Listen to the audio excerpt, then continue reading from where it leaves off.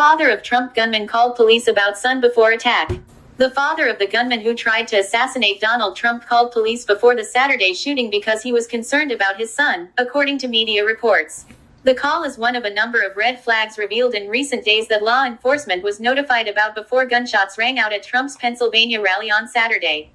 Law enforcement, specifically the U.S. Secret Service, has faced mounting questions about security with calls by some lawmakers that the head of the agency should resign.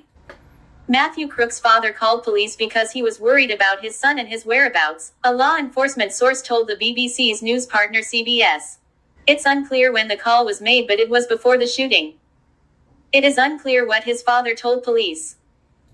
Fox News reported that Crook's parents, Mary and Matthew, told officers they were worried about their son and that he had disappeared without any advance notice.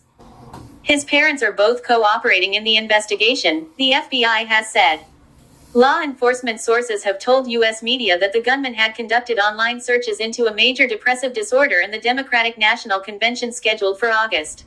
He had also saved images of Trump, President Joe Biden, Attorney General Merrick Garland, FBI Director Chris Wray, and a member of the British royal family, according to reports from the Washington Post and Associated Press. Investigators are still trying to trace a potential motive for the 20-year-old gunman, who was shot dead by Secret Service snipers after opening fire. His attack left one member of the audience dead and several others wounded.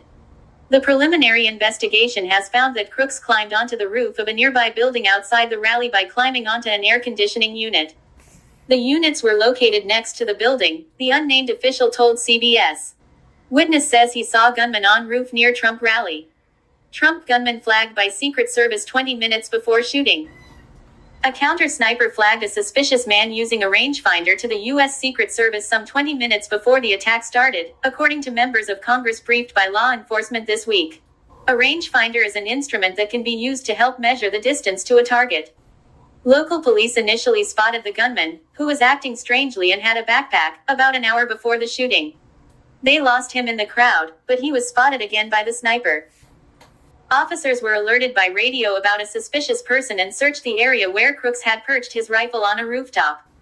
Finding no one, one officer decided to check the roof. The officer was hoisted onto the roof by a colleague and came face to face with the suspect, Butler Township Manager Tom Knights told CBS. The suspect pointed a rifle at him and the officer, who was in a defenseless position, let go from the roof and fell to the ground. He then alerted others to the gunman. Moments later, the shooting started. What we know about the Trump attacker. No weapon was spotted by law enforcement when Crooks was seen in the crowd, and officials are trying to determine how no one saw his AR-style rifle.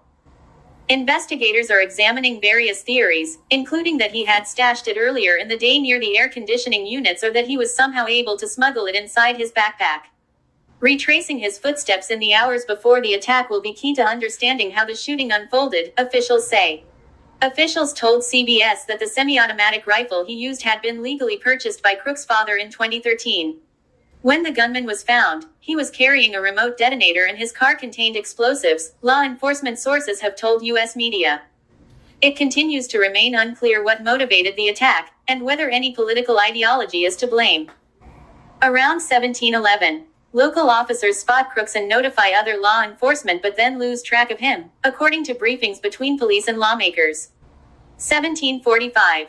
A counter-sniper officer calls in with a report and a photo of a man, who turned out to be Crooks, acting suspiciously around a building near the rally, according to local media reports.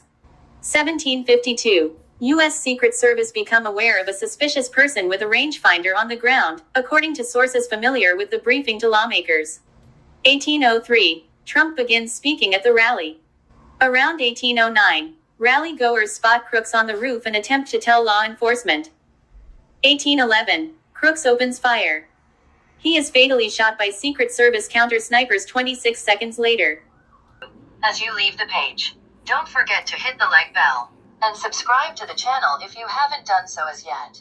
Thank you for watching.